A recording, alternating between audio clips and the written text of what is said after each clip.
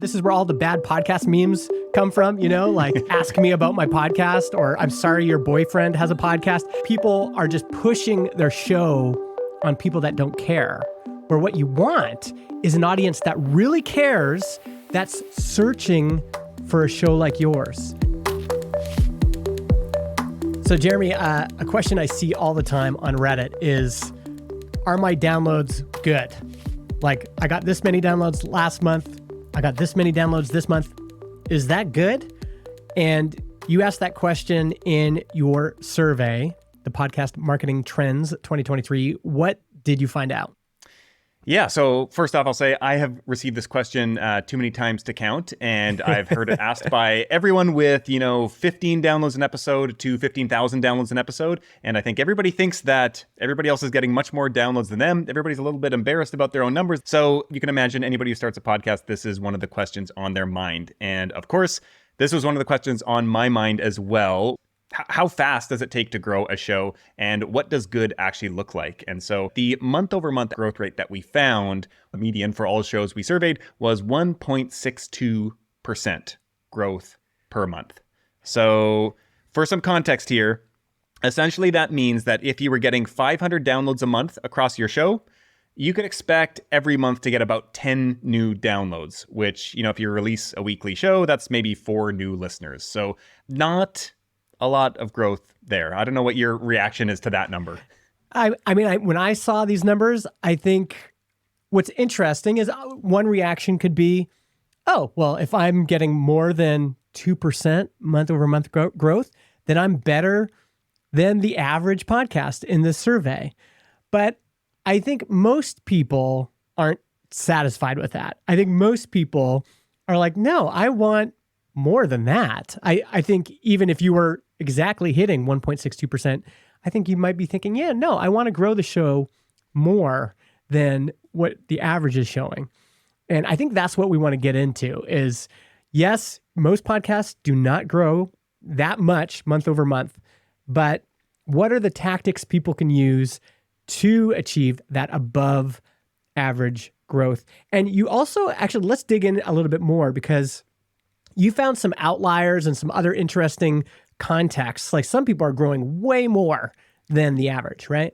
Yeah, so a little bit digging deeper. And of course, like when we're looking at averages and medians and things like that, we're looking at, kind of the middle of the road podcast here. And so as in any kind of, data set, there's going to be shows that did way better and way worse. And so before we get into some of those kind of nuances there, the one thing I'll say is that the month over month, that 1.62% month over month growth rate translates to about 21% growth per year. And so you're growing by about a fifth per year. So, that makes it a little bit, it's a really small number on the month to month basis. You can kind of see like, okay, if I'm getting 1,000 downloads per month this time, this year, maybe I'd be getting 1,200 this time next year. So that's, puts it in a little bit of a different light there, but still, not as much growth as people would probably like to see. Mm-hmm. So you did mention that there are some outliers here on actually both ends of the spectrum. And so what we found here was that actually half of all of the respondents outperformed the median, which you would expect. So half of shows did better than that 1.62%. I suppose by nature of that being the median, that is statistically necessary. But some good news there regardless. And we actually found that a fifth, so I think it was 21% of shows actually doubled their downloads. And so a pretty significant percentage of shows actually grew quite a bit. And this was not just shows that were small. They had 10 downloads an episode and went up to 20. There were also many shows that actually doubled their download size with multiple tens of thousands of downloads as a starting point and went up to, double that number. So that was some of the outliers we saw on the positive side of things. I think the top show grew by almost 400%. And this was actually one of the shows that had thousands of downloads. I think it was like 3,300 downloads per episode starting and was now quite a bit bigger on the other side. It was in the 10 to 20,000 download range per episode. And then on the other side, we had 32% of shows actually shrunk. And so they had negative growth on a downloads per episode basis. And so this is something that we're going to look into in a future episode and look at. I think we often assume that the only place to go is up. And what we saw here was that actually a third of all shows actually shrunk in downloads. And so we're going to dedicate an episode to kind of dig into why that might be. So I would be curious to hear your reaction here now, knowing that it wasn't just like almost every show is around this kind of 2% range. Like we've got this whole range. What are the thoughts that come to your mind? If there's anyone listening that wants to grow their show, I think I would want to know, what did that 1/5 of respondents who doubled their downloads do? What kind of factors led to that growth? It's one thing to look at the numbers, but what causes a show to grow by that much?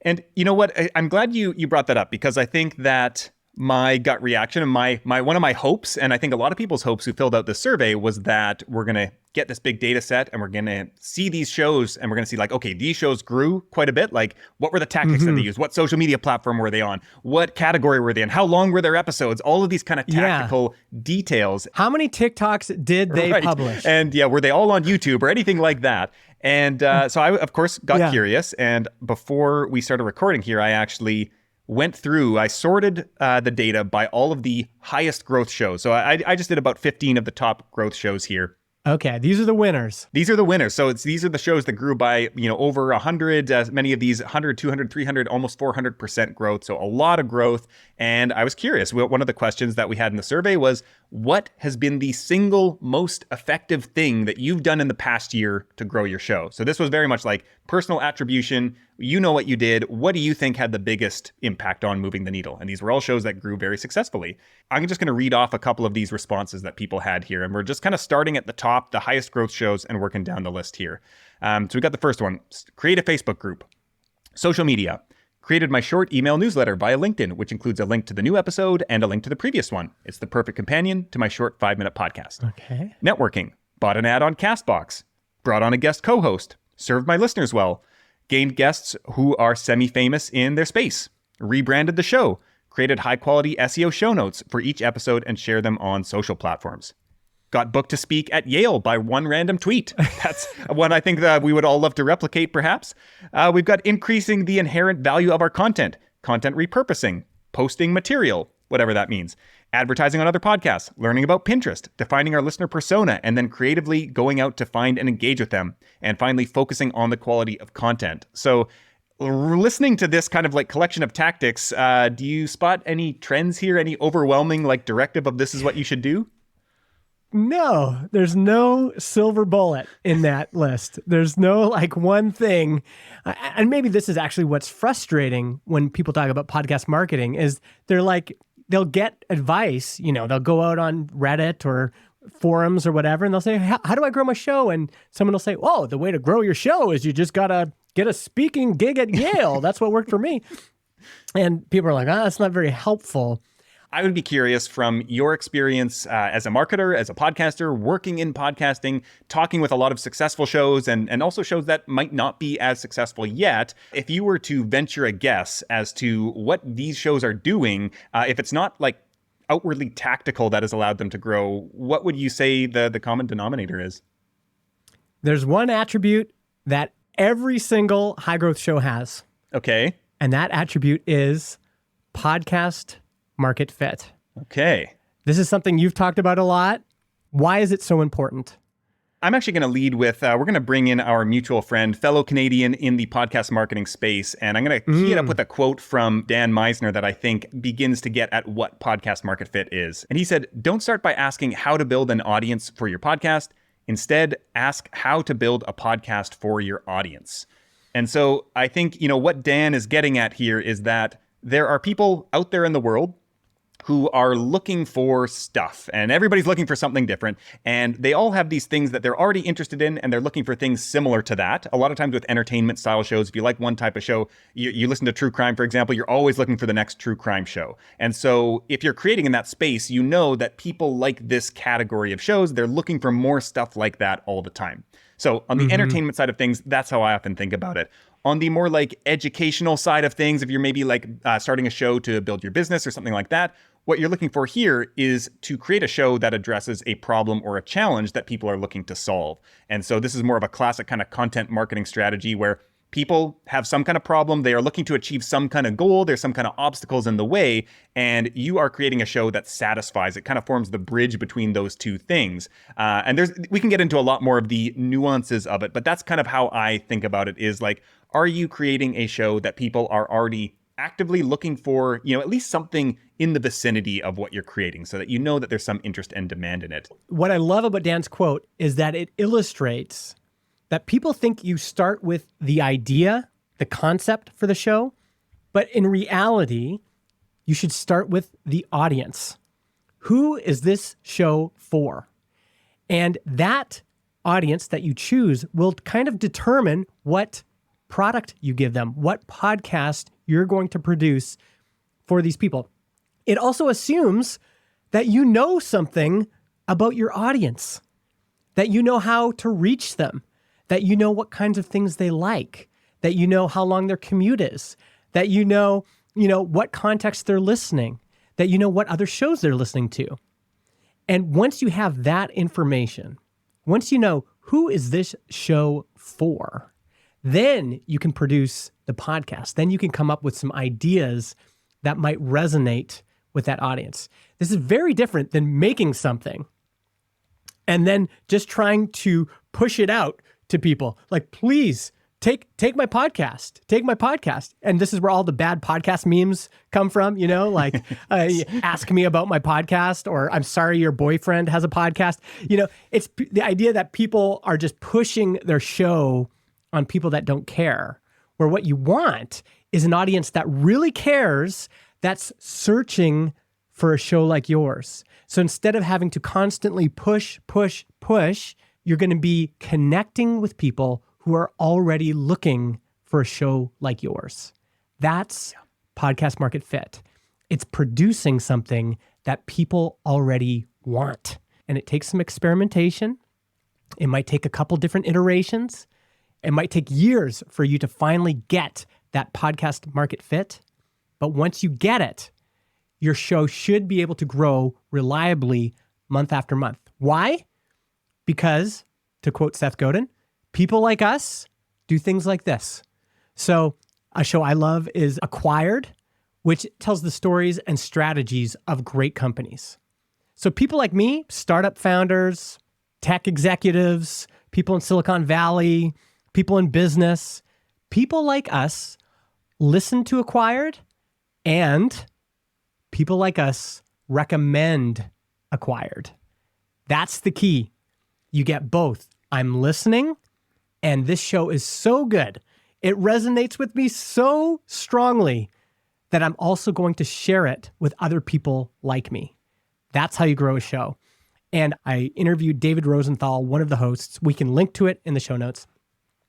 And that show, it's been around for 8 years. They've doubled their audience every single year. So these aren't their exact numbers, but let's say they started out with 1,000 downloads per month in year 1. By year 8, just by doubling every year, they'd be at 128,000 downloads per episode. And when I asked David, what's your secret? What was the secret growth lever that unlocked all of this growth? He just said, we just focused on consistently putting out a great product, great episodes, and people told their friends about it. That's it. Word of mouth is how most podcasts grow. And if you can nail this podcast market fit, you have a path towards reliable, double-digit, month-over-month growth. Now, I know there's people listening that they might be thinking, well, I don't know if I have podcast market fit. I just started this show because I had a good idea. This is the show I wanted to see in the world. Are there some steps they can take to get there or get closer to that goal? I see you're throwing over the hard question to me. You just had your grand monologue, dropping the mic with the podcast market fit, and now it's over to me for the hard stuff. And this is actually a question that I do get a lot. And, a lot of people do create shows that they just want to do. And there's nothing wrong with that. And, creating like a art-focused podcast where it's like, I'm not making it for anyone, I'm making it for myself. And you actually do see a lot of successful creators. The first person who comes to mind is Tim Urban of the blog Wait But Why. Mm-hmm. And he's got this great kind of anecdote about how when he sits down to write, he pictures a stadium of 10,000 little tiny Tims that are all cheering him on, and he writes the stuff that he wants to exist in the world. Yeah. And so I think that this is a viable way you can build an audience by doing this. There's some luck involved with this for sure. And I think there's also, it often works better when you are plugged into an existing community. And so you're kind of a representative of that community. And so you have good taste at this point, and you are going to create something that likely will resonate with the broader community, which does not always happen. If you like live in your basement and never interact with anyone else and don't really consume that much content or anything like that related to, other people in a specific field, what you create might be, crazy, and maybe it has some kind of artistic value, but it might not really, overlap with that many other people. So I want to lay out that kind of caveat first. Yeah. Now, I think that there is still a path to finding product market fit when you start off without a defined audience. And I think of this as the content art spectrum. And so we think about there is pure art on one side of the spectrum and pure content on the other. And so on the content side of things, this is like a show that you create. It's 100% a means to an end. And so this might be for a business. You're like, I need to attract these people so that they will buy my product. And I'm creating content to be that bridge. And on the art side of things, you're thinking, I'm creating this show 100% for me, and I don't care about anybody else. And like, I'm just creating this thing. And people can listen if they want, and if they don't, whatever, that's fine. I'm doing this for me, and that's enough. And so I think understanding where your show fits on the spectrum will illuminate the path forward for marketing. And so I think if you're more on the content side, you're really relying on the audience. You kind of have a sense of like, okay, I know I'm creating this thing for this audience. So you can kind of take the approach that Justin just mentioned, going through this process of like, okay, what do these people want? Where are they underserved? What kinds of questions are they asking? And how can I create a show for that? If you're on the art side, however, and I will say, like, most shows are somewhere in the middle. There's very few shows that are pure art or pure content. And so you're probably somewhere in the middle. And so you might have some vague sense of like, okay, I think these types of people might be interested in this because my show is somewhat similar to other shows, and these types of people seem to like these other shows. I think what you're doing here is you're testing audiences out. And so you're creating your show, and you're going to go show up in different communities, and you're going to, integrate yourself into those communities. You're going to occasionally talk about your show. You're not like just plastering it around the internet, sharing links. You're like actually getting to know people, getting to talk with people, and following your hunches around like, I think this might be an audience that might like my show. And you're just trying to look for where do you get a positive reaction. And so if you find your way into, a group of listeners, whether that's 25 people or 250 people or 2,500 people, you want to then get to know everything that you can about those people, which will often you'll be able to draw some conclusions, say like, oh, the people who like my show are all like this, and they all like other shows like this, and they all hang out in these communities. And now you've actually found your way, you've kind of gone the reverse way into finding that community that you can then kind of proceed the normal direction and say like, okay, these people, I've already attracted them. Now I know how to find more of them. And now I can kind of do some more research and say like, is there a way to make my show even more aligned with what these people are looking for? So that would be the kind of process that I would recommend for somebody who's going more from the art side of things than the content. Yeah. I'm not saying we should ignore our gut. Like, a great reason to create a show is that you listen to shows like the kind of show you want to create. Like if you're really into pop music and you're listening to all those shows, or you're really into startups and you're listening to all the startup shows, or you're whatever it is. If you are listening to all the shows in your category and there are things that you consistently think could be better, if you're like, why did they have it like this? Why are they organizing it like this? I could do this better. Here's a cool idea that nobody's doing. I'm going to try that. That's a great reason to start a show and to test things out. And so your gut can be a part of it. Even if you're on the content side, your instincts can still be a part of it.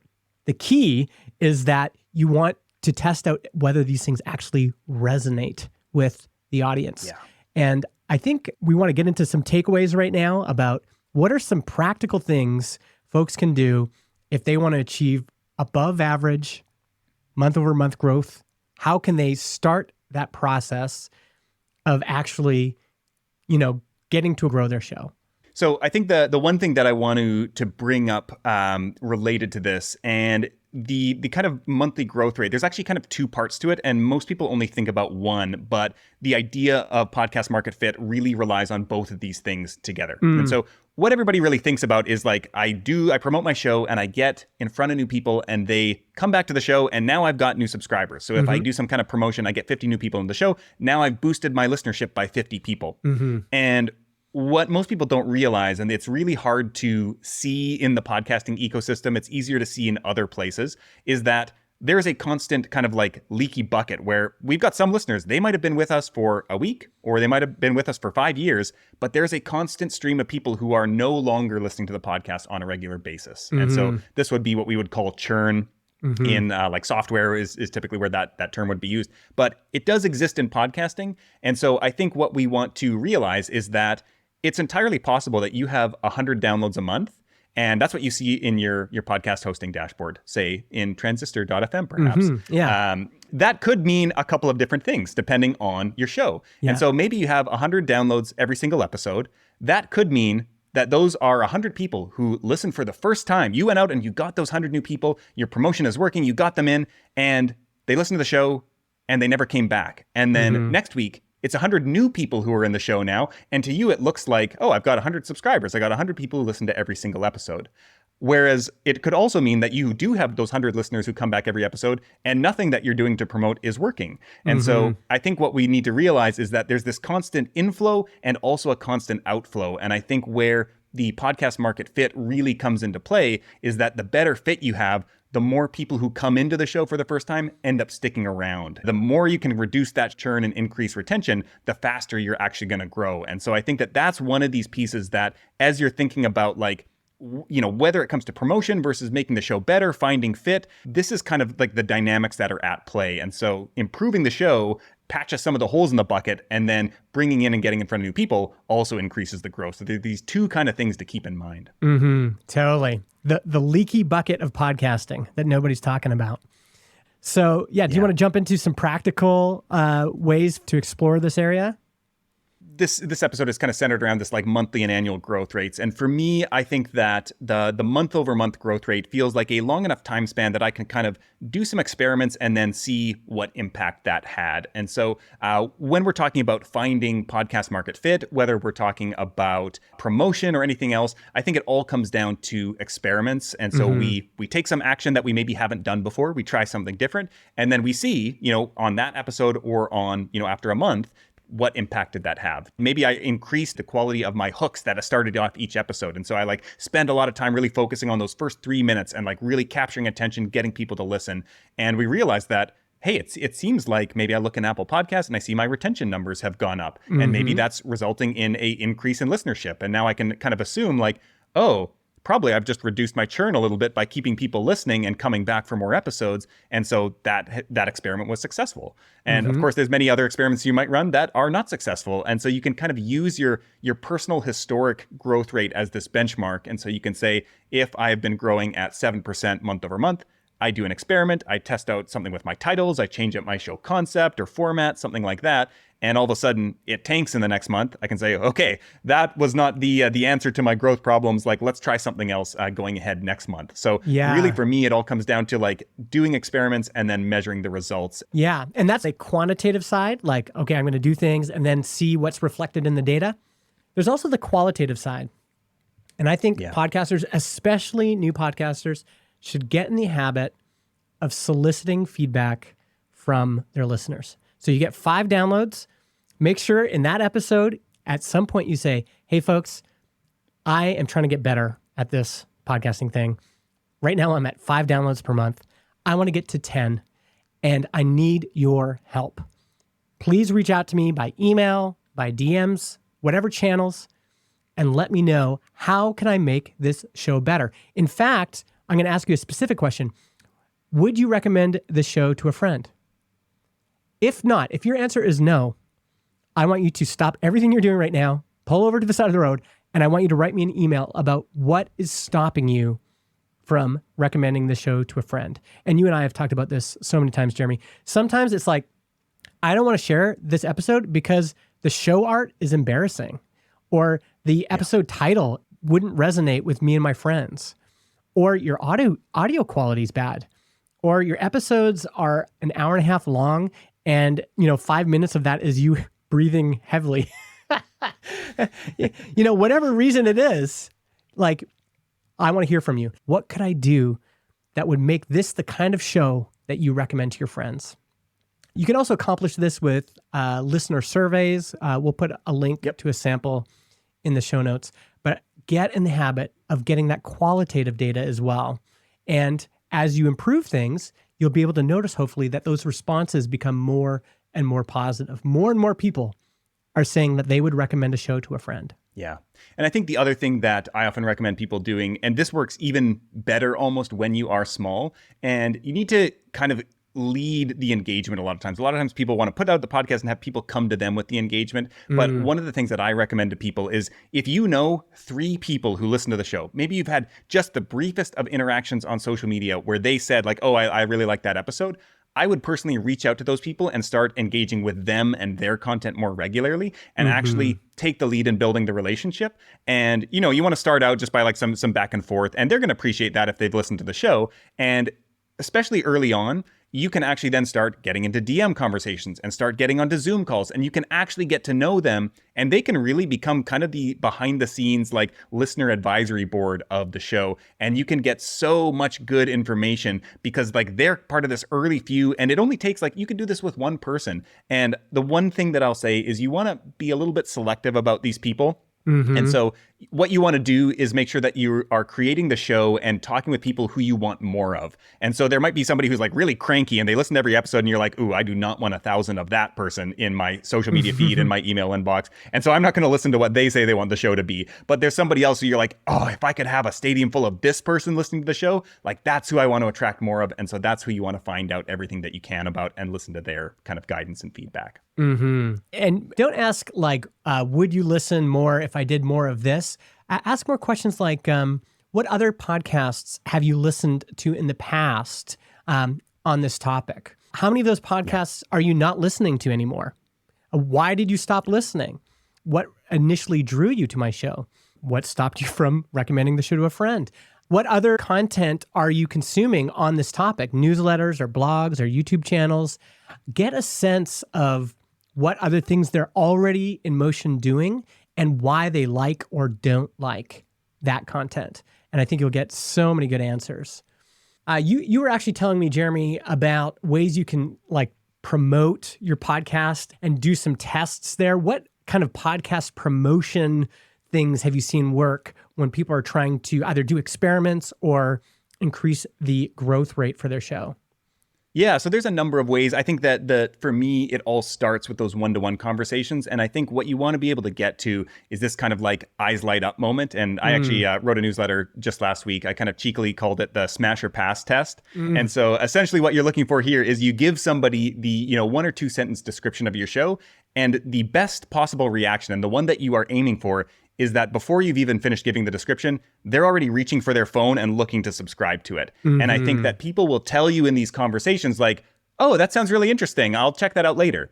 And of course, we all know this. We've all done this. And they're being polite and they're like, okay, like, I'm not going to listen to that show, but this person seems nice, so I don't want to hurt their feelings. Yeah. I think people's actions will always tell you more than what they will tell you to your face. And getting that feedback of like actually being able to see somebody's reaction over Zoom in person when you describe your show, that is kind of the ultimate marker of where your show lies in terms of podcast market fit. And so you want to be getting to the point where you are talking to 10 of your ideal listeners, and almost all of them are like reaching for the phones and like, wow, this show sounds amazing. How have I not heard about this before? So that is kind of the gold standard for me, is having these actual conversations. But a couple of like hacky or tacticky type things you can do to kind of refine your kind of pitch and your premise at a larger scale. There's one, this is getting a little bit technical, this is a bit more advanced, but if you have any experience with either Google or Facebook advertising, you can run some really, really cheap tests for just a few dollars, where you can just do a bunch of A/B testing through, it's like one image of your show cover art, or it could even be just a like kind of plain graphic that's somewhat generic, and just the wording is different. And it's like, this show title, a show where we do this, and you like change, that's what you're changing, and you just measure that, and you can get that in front of a few hundred or a few thousand people, even for just like a few dollars, $10, something like that. And you can quickly see like, what did people click on more? And that can then, you can take that, and that's your new benchmark, and you can test out other versions. And of course, you might get to a point where you're like, oh, okay, this is the show most people are interested in. This does not align at all with the content I'm currently creating, but maybe that sounds like a pretty interesting show. I would be interested in making that. And you can make the decision to say like, okay, there's a great hook here. Now I'm going to fulfill it with the content. And so that's a kind of like tactical way that you can start to back your way into podcast market fit and test out some different things without like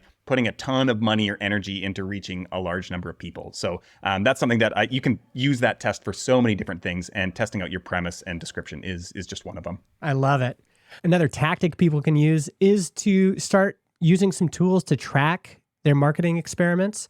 So as you're doing, if you're going to do an ad, or if you're going to post in a community, or if you're going to do a newsletter sponsorship or something, use one of these link tracking tools for podcasts. There's two that we would recommend. Linkfire, which actually has a deep integration with Apple Podcasts now, and it'll show you, did people click from Twitter and actually become a follower in Apple Podcast, or how many downloads did that particular promotion lead to? This will allow you to test different things out. As I promote it on Twitter, here's my link for Twitter. As I promote it in this newsletter sponsorship, here's the link for that. And does that result in people actually clicking through onto Spotify, Apple, etc.? And you'll be able to track the effectiveness of your experiments. That's what you want. You want to be able to say, is this having a difference? So yeah, if you haven't checked those out yet, I recommend, they both have free versions, so you can get started for free. Yeah. And whenever you're sharing a link, have that. You could even have a short link, like if you have a domain, you could say, yourpodcast.com/share, and then you could have Linkfire or Chartable track that link as well. So there's a variety of ways you can start to see what's working here, what experiments are working, what are people, more likely to click through on. The people who are really into this are doing split tests where they'll like create one episode and they'll have the hook for it, and then they'll publish another episode that maybe is a different take on that or whatever, and then they're going to test them right next to each other to see which resonated more with the audience. Yeah. I've been waiting for this to become a inbuilt feature in podcast hosting platforms. Nudge, nudge, wink, wink. Although I believe, as I've been thinking through this, I haven't done it myself, but I think you could get crafty with some dynamic ads and do something very similar and achieve a kind of similar result. The data is not going to be as granular as you look at split testing for website type of stuff. But yeah, you can get really technical if you want to. And the one thing I want to say on that note is that so much of marketing, I think we often think about it as what we do, the activities that we're doing. And I think a lot of it is about what we don't do. And we don't really know what we should stop doing until we start testing. And so a lot of people, if you're not tracking your promotions, maybe you're spending 5 hours a week promoting your podcast on Twitter. And once you start tracking, you realize that 0 listeners ever come from that. And you realize, oh, maybe that 5 hours a week would be better spent on another platform. Say that you're on, somebody mentioned Pinterest in the report, and say you're start testing that, and you're like, whoa, I'm getting tons of new listeners from Pinterest. I'm going to stop Twitter and I'm going to go all in on Pinterest. And so I think the only way that you can get to that point is actually having some kind of data, and these tools, Linkfire and Chartable, allow you to collect some of that so that you can, allocate your time more effectively going forward. Totally. All right. So, Justin, as we wrap up this episode here, I'm curious, what are some of your kind of takeaways from this conversation regarding the kind of monthly and annual growth rates and what people can do to increase those? Again, the one factor that distinguishes whether or not you're going to grow is if you have this podcast market fit. And we're going to be talking about this all season, the whole season. This is not just a one episode topic. We're going to be talking about it more. And actually, if you have questions about this, if you have feedback about this, get a hold of us. We've got links in the show notes. We want to hear what questions you have around this topic of podcast market fit. But just start thinking about it. Start thinking about shows you like, and start thinking, how do they have podcast market fit? How did that play out for them? And I will say that it sometimes takes a while, right? So the Acquired show started out as a show about tech acquisitions, and they evolved over time, over 8 years, to be a show about the history of great companies, right? And that evolution helped them get more podcast market fit. I think the second thing is start experimenting. I'm going to try this and see what response I get. That could be as simple as changing your show art. That could be, I'm going to reduce the length of my episode from an hour to 20 minutes. Start experiments. And then third is look at the data, and the data could be what you're seeing in your analytics, but the data should also be connecting directly with your listeners. How about yourself? Anything that comes to mind? The two things that I would end on is the first, just this idea that these numbers that we discussed here are pretty depressing if we're looking at the median and the averages, but keep in mind that, your goal is probably not to fall into that average category. You certainly can. We looked at some of these numbers, the distribution of growth, and that it is certainly possible to grow much bigger than and much faster than that 1.62% month over month, 21% year over year. And so looking at those numbers, you can say like, okay, well, I'm right in the average range. And you can either view that as like, okay, well, I'm doing, an average job, or you can say like, okay, I know that it's possible to do more, and I'm not going to settle for just being in this average growth group. Mm-hmm. And so I think if you have higher aspirations, it's possible, but you're going to need to find that podcast market fit that Justin mentioned. And then the last takeaway was really this fantastic question that you came up with, which I'm going to now pose to everybody listening to this, which is, if you're enjoying this show so far, we would love it if you would recommend it to a friend. And if this is not a show that you would recommend to a friend, let us know. What can we do that would make this show recommendation worthy? Yes. What would make the show recommendation worthy? Maybe there's the wording. Let us know. You can get at both of us on Twitter and LinkedIn and email. Got the links in the show notes. And we would both really love to hear what would make this one of your favorite shows on podcasting. Yes, we want to hear your feedback. Don't hold back. You don't have to be gentle with us. We want to hear your feedback. And yes, please recommend the show if you love it. As always, you can check out the full report where all of the data that this episode and all of the episodes are based on at podcastmarketingtrends.com/2023.